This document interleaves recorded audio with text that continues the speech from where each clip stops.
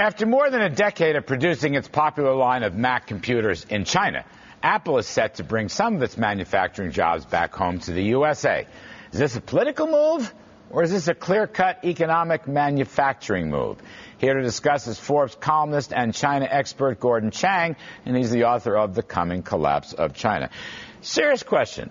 Do you think Apple's doing this for politics or economics? Actually, both. But when you look at China, though, their manufacturing glory days are over. You know, American workers are more productive, less prone to strike. Transportation costs in the United States are less.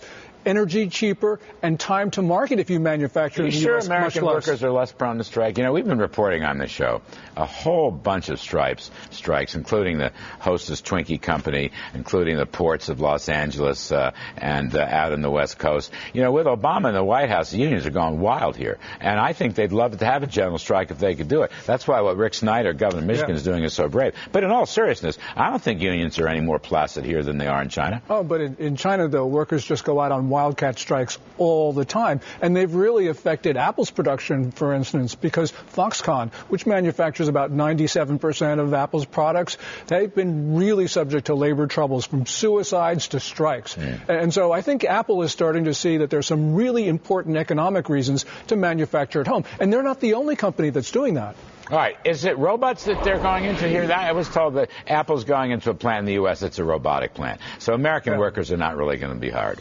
Well, you know, in China, Foxconn last year had 10,000 robots. In 2014, it's going to have 1 million of them. And if you have robots, then China's cost manufacturing advantage is really nil, except for Chinese consumers. And as long as we keep drilling for natural gas and we have the shale revolution, that's going to make us more competitive. I'm not making a case for China. I'm just a little interested in the Apple case. That's what I'm saying. I'm a little interested in their motives. Not too much, but just a little bit. I wanted to ask you about them. Yeah. Well, you trust Apple?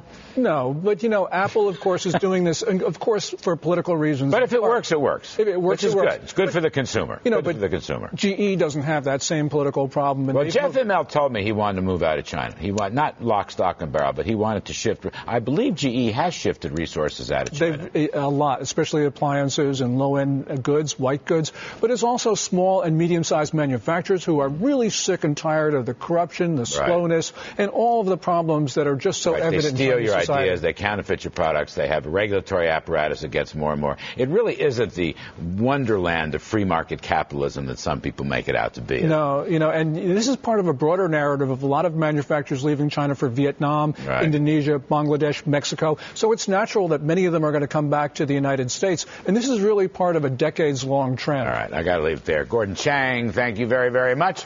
By the way, be sure to catch the Tim Cook interview tonight on Rock Center. That's with Brian Williams at 10 p.m. Eastern.